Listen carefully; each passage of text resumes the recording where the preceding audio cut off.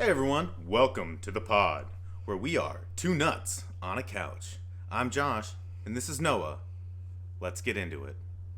Wow, that was really interesting. I'm really hoping that we improve that intro over time. I imagine it would get better. I expect. For your first cut, I'm proud of it. I'm proud. That was a pretty impressive stance. I will say, just for everybody who can't see what we're doing, he did need a script.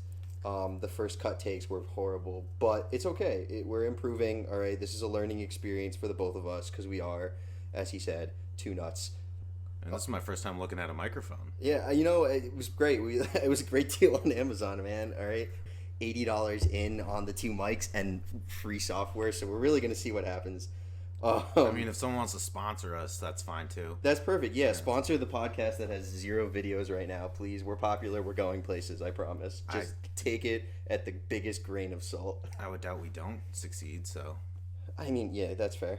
We'll talk about it in maybe 2 weeks from now, and we'll see if we're successful. Yeah, I'm looking to earn like 2 doubloons an episode. What is doubloons? I don't really know. I've just seen it. What do you mean you're throwing out doubloons? Yeah. And you don't know what it is? Yeah. Okay. All right. In all honesty, how was your Christmas, Josh? Mine was pretty good. A little bit of Jewish, a little bit of Christmas. Yeah, you do both. Little Christmaka going on. Is that what you call it when you do both? Yeah. You celebrate. Yeah, a little Hanukkah Chrismaka. And Christmas. You call it what? Chrismaka. Chrismaka. Oh yeah, you just take the end of Hanukkah. Yeah, that's pretty impressive. Yeah. Did you come up with that? It's been used. Yeah. All right, so your Christmas was good. Yeah, that's very nice. Yeah, that's nice. Some tree, some presents, some candles. That's pretty nice. Which one do you like better? That's a interesting question. Because I've celebrated both my whole life, so I don't want to offend any group. I feel like as a child you were probably pro Christmas. I don't know. But as an adult, you're pro Hanukkah. Well, as a little Jewish boy, getting 8 days of presents pretty electric. Well, would you get more presents on Christmas, or were the total of the 8 presents more than what you would get? Well, so Christmas is just one day, so it's like one big thing to look forward to. But like with Hanukkah, it's like every single day I get a different present. Yeah, but as a kid, it's like all about the presents, right? Like, yeah, that's why the kids like break it down. So if you were getting more presents on Christmas, as a Christmaka celebrator, I feel as though a child would be happier. Yeah, more presents at once or more days of presents. It's the way you cut it and the way you look at it. I don't know. It seems kind of pretty beneficial that you got both anyways. That's pretty awesome. Yeah. I'm a little jealous. It was electric. Yeah. Well, to tell you about my Christmas, since you so gratefully didn't ask. I was getting there. No, you weren't. I just kept filling in blank space, asking you more questions, waiting for you to ask, and you didn't. So, to tell you about my Christmas, it was pandemonium. Oh, yeah. If I'm using that word properly. I think I am. A little bit of chaos going on in the Heisong household. All right. There was a hot topic debate around Christmas cookies. All right. Okay. So what we do? Sorry. So I'll tell you the whole story. All right. So my family. All right. Christmas is like a shit ton of Christmas cookies in the store. Like there was one year we had like 15 different kinds of Christmas cookies, and it wasn't like we just made like a single batch, like 1 or 2 dozen of each kind. It was like 4 dozen of each cookie. Like we wasted so many. We threw them out because we just couldn't eat them all. Do you have any left over? I'll get to it. Hold on. All right. So that was like a couple years ago.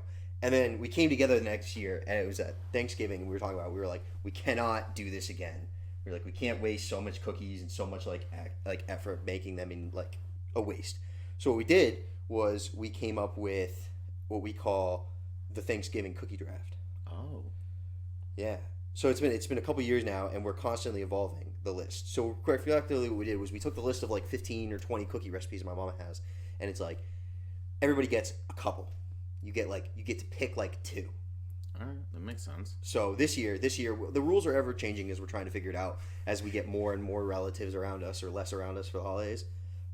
Because like no child is allowed to pick, right? It's only adults that pick the cookie kinds. Otherwise, we would never get anything done.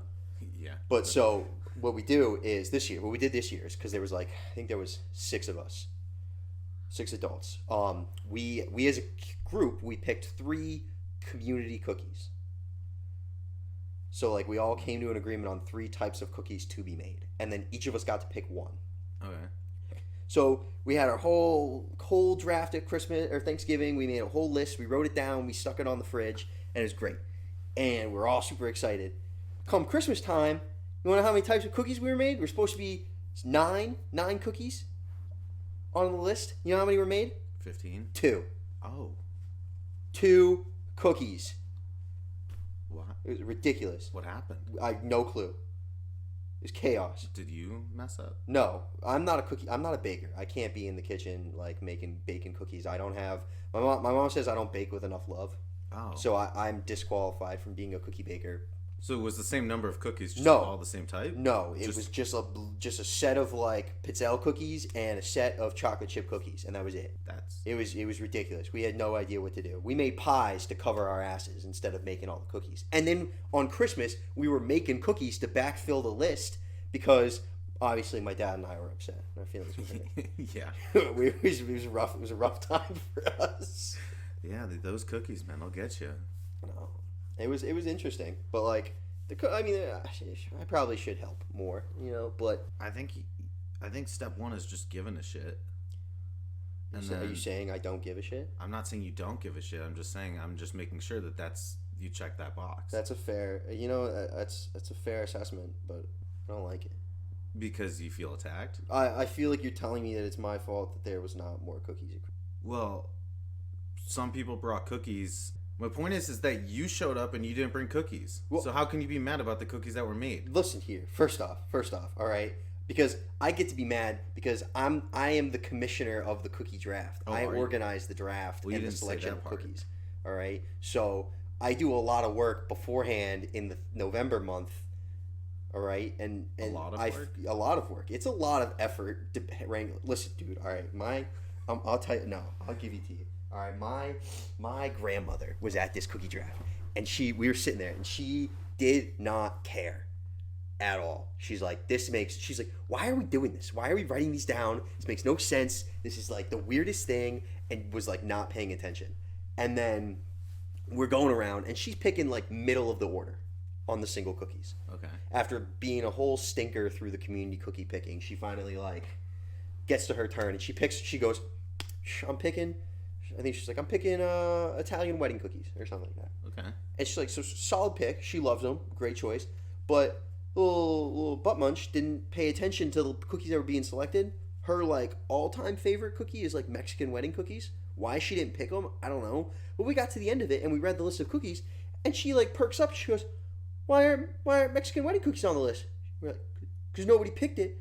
She's like, oh fuck no. She's like, Did this she list is stupid. I'm not buying this. Well, why didn't she ask to just change? No, she threw a fit. She was all down on the cookies, man. All right, so it's a lot of work trying to handle, all right, people in this picking process, all right, and there's rules and it's this whole thing. Is it a snake draft or? So, all right, so what it is I forget how we picked it this year, but right, so we first do the 3 community cookies as a group, right? We get those out of the way. And that's how from then everybody picks their list. So what we did beforehand was, like in the prior years, we went around the table and everybody picked twice. Okay, that makes sense. And Like back-to-back picks. no, not back to back. So you would go once around and once around. And so, but my dad was a scumbag. Oh. We all expected him to pick. So his favorite cookies are pumpkin cookies, and we expected him to pick them. And he looked my sister and I dead in the face in the second round, and picked completely different cookie. So he was out of picks, and he knew that all of us love the pumpkin cookies, but they're his favorite. But we all expected him to pick them, so he didn't. So he forced one of us to give up our pick of a cookie we wanted.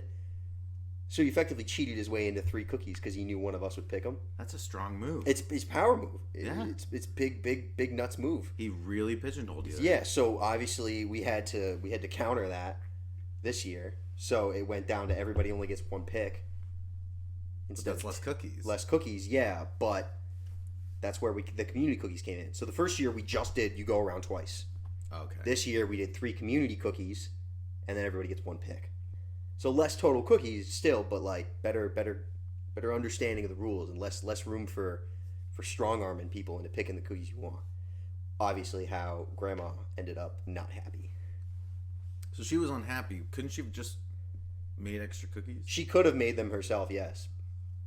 Like, I feel like if they weren't picked, having That's what she said she was gonna do. She was like, I'm not down with this list. We're making them. Someone's doing it. I feel like that's okay if it's like a super special one. I mean, yeah, but the whole point is to waste less. Yeah. Which maybe we achieved by only making 2 guys of cookies, but I'm upset. Oh, I'm definitely gonna say you definitely wasted less. I but- feel cheated still. I mean, this brings And me I'm gonna back take to this like to my grave. this brings me back to my original question of if you have any left over. Yeah. You do? Well, I mean, Doesn't mean you 4 got to days take ago, some sorry. home. You didn't even bring a single cookie. Maybe. interesting. Yeah. Yeah, so yeah, that was my Christmas. And thanks for yeah. not asking, actually. You didn't even give me a chance. No. I'm past this. You've hurt my feelings. Okay. So you want to get into our topics or the group topic? Please do. Tell me, what was your topic? What did you want to talk to me about today? So, Gretchen and I were talking about the new year coming up, and there's always parties and celebrations for the new year coming in. There is. Now, champagne's a big part of that. What? Champagne? Champagne? Yeah. Yeah. And personally, I think it's somewhat of an overrated beverage. That's part of this. But big question is, when you pop the champagne, does it make more sense to and some people pop it and shake it and get it to go everywhere? You lose half the bottle. First of all, we're gonna roll back to this. Okay. All right. You said champagne is an underrated beverage. Overrated. Overrated? Yeah. As in you don't see the benefit behind it? Not a big fan. Really? Yeah. Interesting. Why? So this is a two-parter. I'd like your answer. I'd like to understand why you don't like champagne. It's it's so bubbly. It's not super flavorful. It's I just think it's not needed. There's other drinks that I feel like suit a celebration better. Like what? Like what would you? All right. So let's say, all right, Josh. All right, you are that guy. All right. Let's say, all right, you are the DH. All right, for the New York Mets. Let's go. Right, World Series, Game 7. All right, you already know this is fake because they'd never make it. But right, World Series, Game 7. All right, you're down. World Series in all right, 2015, listen, yeah. You're down. Let's say 2. You're down. No, you're down 1. All right, you're down 1, bottom of the 7th, 2 outs, 1 man on third. All right, and you pop a beautiful home run. Okay. Game over, done. World Series champion off your bat for the New York Mets. All right, your team. All right, and you did it. All right, home. All right, what are you popping? What are you running into the dugout with and cracking open and going nuts with? You said it right there. I'm cracking it open. It's a beer. You're just gonna drink a beer? Okay, so if you've ever seen an MLB celebration, there's 2 items, well, 3: Budweiser, Bud Light, and champagne. 3 items. So there's 3 items, right? Yeah. Budweiser, Bud Light, and champagne. Yeah. And you're telling me you're bypassing the champagne. You're going right for the brewskis. Yeah. And that's it. Well, you take the champagne, you spray it, you have a few sips, but then after that, it's kind of like, what else do I need? That's so weird. That's so weird. I would go champagne first. But you'd spray the champagne. Exactly. The champagne first. So, all right. Yeah. But they set up the area so that it's not going to be a disgusting mess. No, after. that's absolutely fair. All right. So I'll give you the champagne as a little bit of it's not the best drink. No. I'm not gonna have a bottle of champagne on a random Thursday night when I'm just watching Thursday night football or whatever. I mean, you could. But you could, but I'm not gonna. It'd be really weird. That's it's not my everyday drink. It's not, but to say in celebration times New Year's and winning the World Series for the Mets in the bottom of the 9th, aren't pop a bottle of champagne and spray the world with it. But that's part of my argument is that why am I spraying it? Because it's the one thing that you can spray. You can literally you can it's spray fantastic. A lot of things. Have you never seen beer sprayed? No. It flies well. You're telling me if I crack a beer and I shake it, it'll spray? Depends how you crack it. I don't think that's true. You shake it up, pop it, and start shaking. I don't more, think but you don't crack it fully. I don't but you think make a that's smaller true. porthole for it to go out of. Oh, Boom. well, like that's like if you're like playing like beer darts or something, like, and you like hit the one No, side. even if you crack the can, but you don't fully like pop it all the way no, open. because that's like not even spray. It's like all foamy and like it's not as fun.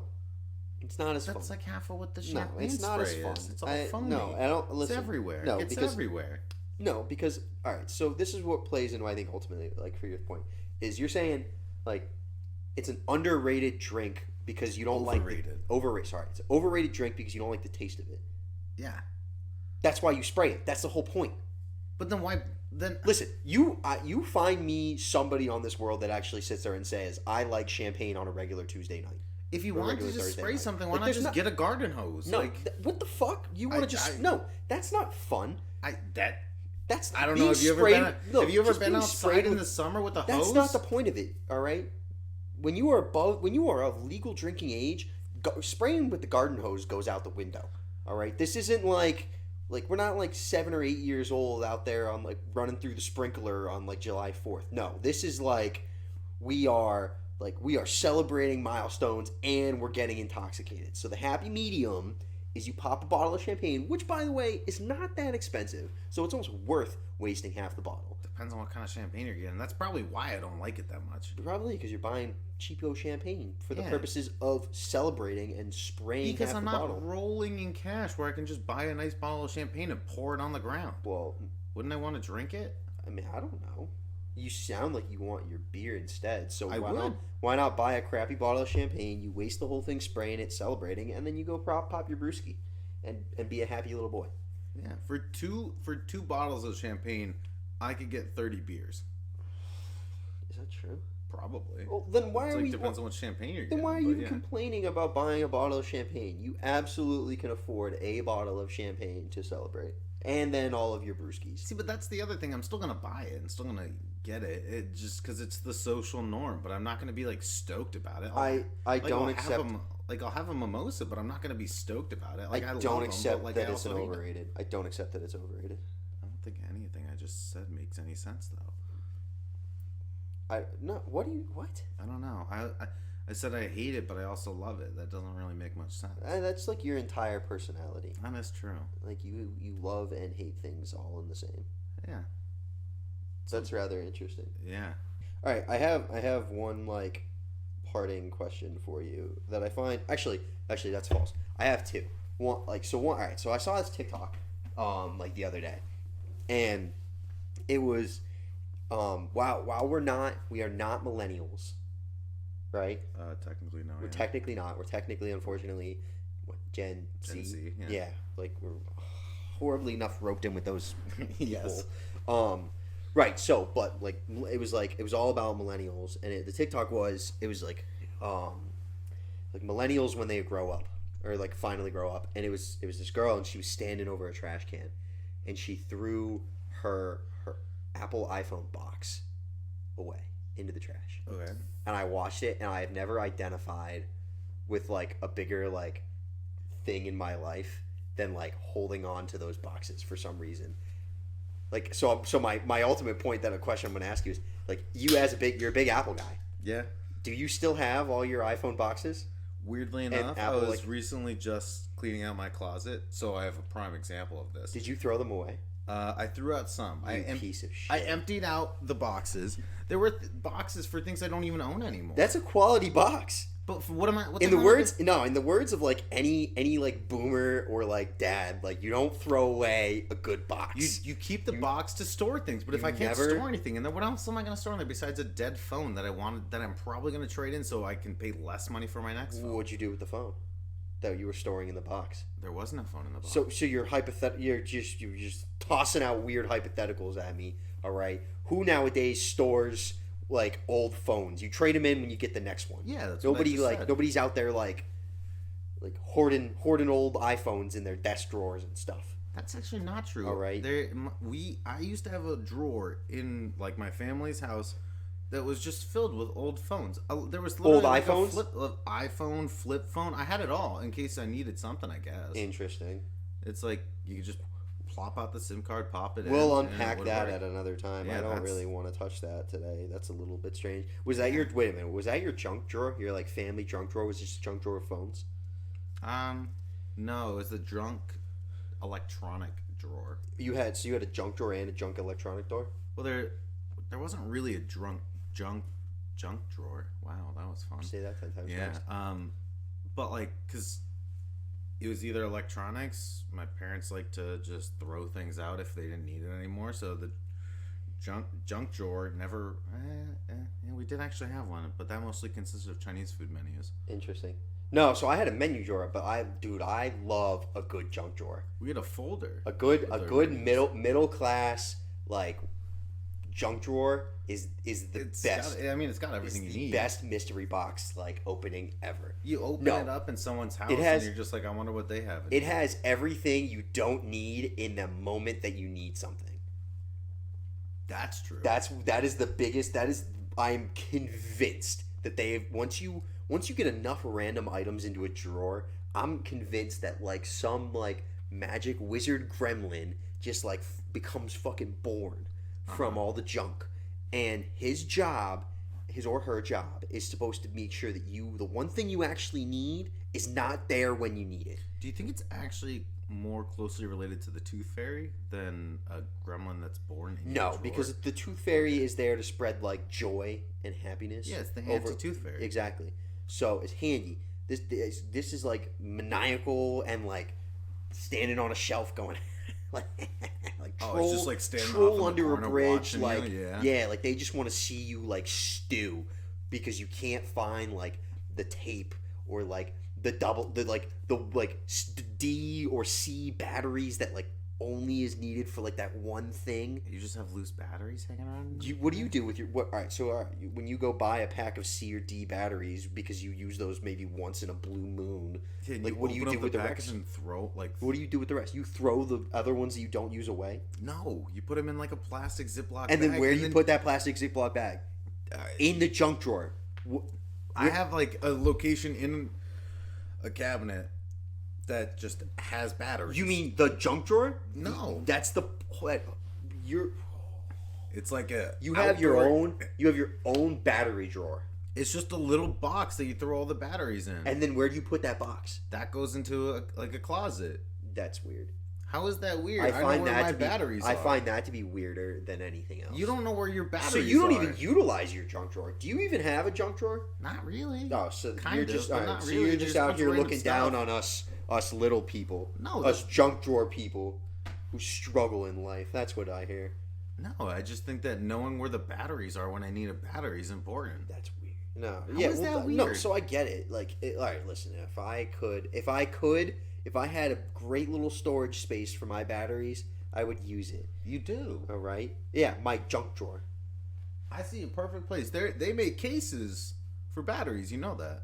Like are you talking about those like battery holder things where you can hold like 200 like different types of batteries that are the thing that's like popping off on all the infomercials right now? I had one when I was a child. You had something like that? My parents had one. I thought that was a relatively new thing. It was a little case, and you just like kind of inserted the batteries, and then when that got low, you bought more batteries and refilled it. Interesting. So now I had all the batteries I needed in one place, and then if it wasn't in there, then I knew we didn't have that battery, and we had to go to the store. That's weird.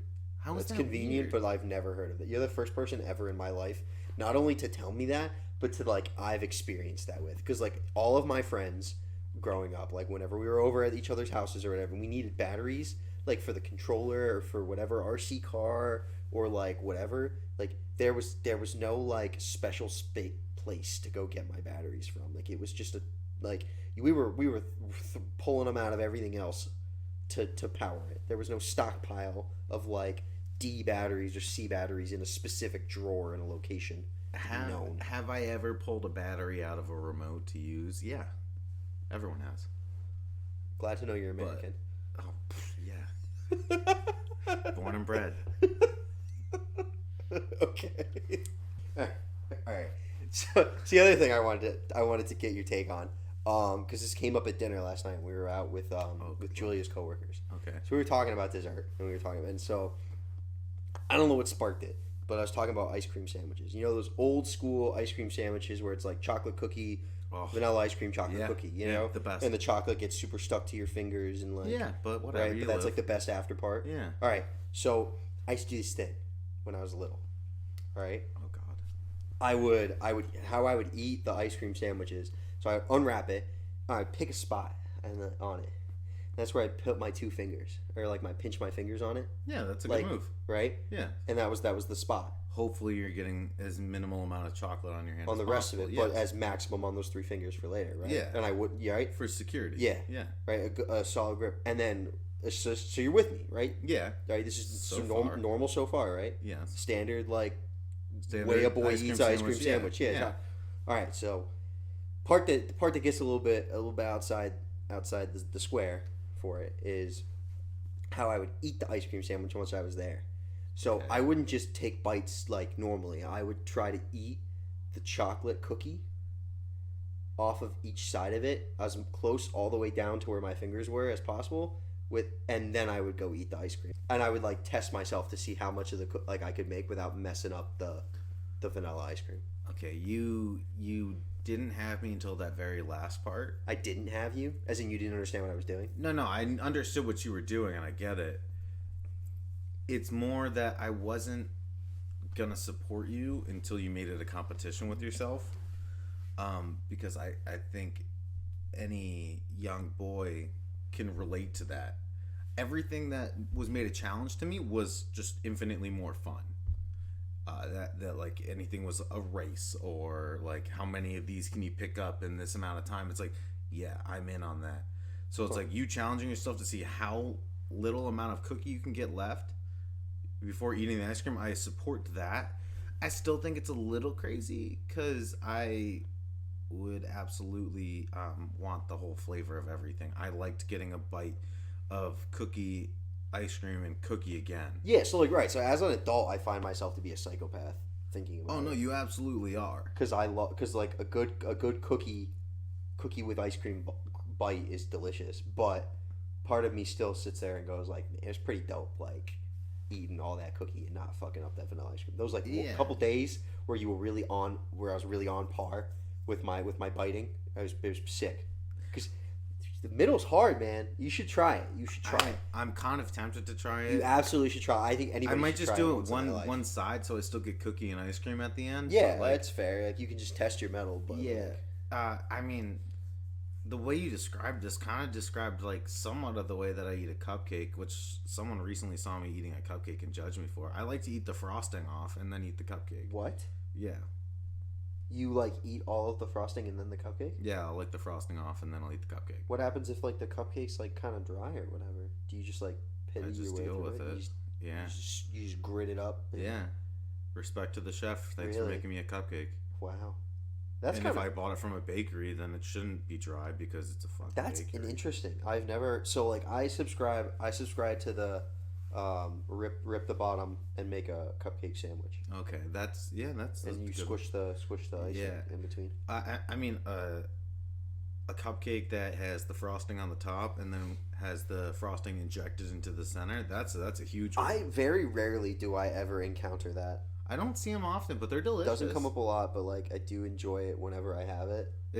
I feel like it's typically like red velvet Yeah. cupcakes. Those ones they always put not always, but they do it a lot, and that's just a good move. It just makes me think of Boston cream donuts when it's like got the cream Yeah. stuffing inside of it, and Yeah. like Have you they're had so the bagel minis from Dunkin'? no. Those What? things are so They're, good. what are they just like the bagel bites, the tiny bagel bites? Yeah, so it's a little circle, like a little handheld I thing. wouldn't trust it. in They my put mind. they just shove cream cheese in the middle. Oh, I really wouldn't trust that. Oh, it's so good. I don't want that. It's so good. They have plain and everything. and- No, Julia's ruined me. She's made me like a slut for a good New York bagel now. Well, that And it okay. sucks.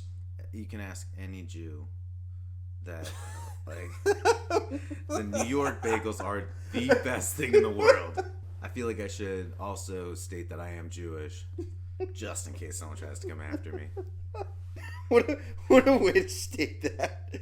I don't know. Anytime I go to New York to visit family, where the majority of my Jewish side of the family lives, my dad's like, we got to get bagels on the way home. And almost every time he does. And he knows how to preserve them so that they'll last longer for the bagels he's going to eat now. Enlighten me as to how you preserve a bagel. So the key method, I've learned this from my dad. The key method is you cut the bagels in half, Mm-hmm. put them in a Ziploc bag, throw them in the freezer. Woo-hoo-hoo! Let's go. That's exactly how Julia stores the New York bagels in that freezer right there. Exactly. Whoo! No better way. That is the way. And then you just take them out, thaw them out, let them go, and then they're ready to eat. Right. So and they're already cut in half for you at that point. No, too. That's even better. That's fair. All right, I love it, and I think it's super helpful. A little effort now, save a lot later. Yeah, but me is right. Yeah, but me is like a little like when it comes to bagels, me a little uncultured like southeastern Connecticut boy. Yeah. Like I love Dunkin'. Oh, I love it. I fucking love it. Like I could drink it all the time, anywhere. Oh, I turned so many people into their donuts, the all of side. it, love it. And I used to go nuts with their bagels. I would eat them all the time, and I love them. And now it's just like the part of my like happiness has just been ripped away by New York bagels. I've always experienced both, but like, I think the perfect thing to when you're eating a sandwich from Dunkin' is you know exactly what you're getting from them. And if you accept that, you'll enjoy it. But every time I see what you're saying, but every time I eat it now, I just think it's not in New York. And no, it's not. But it's like you can't be expecting a New York bagel when you're getting Dunkin' in New England. That's just a fact. It's just what it is. It's delicious. Interesting. All right. Well, thanks for talking, man. I don't know what else. I don't know. Well, maybe at some point we'll come up with an outro for this. But that's really everything we wanted to talk about today as two nuts sitting on a couch. I mean, thanks, guys. This is a farewell from your nuts.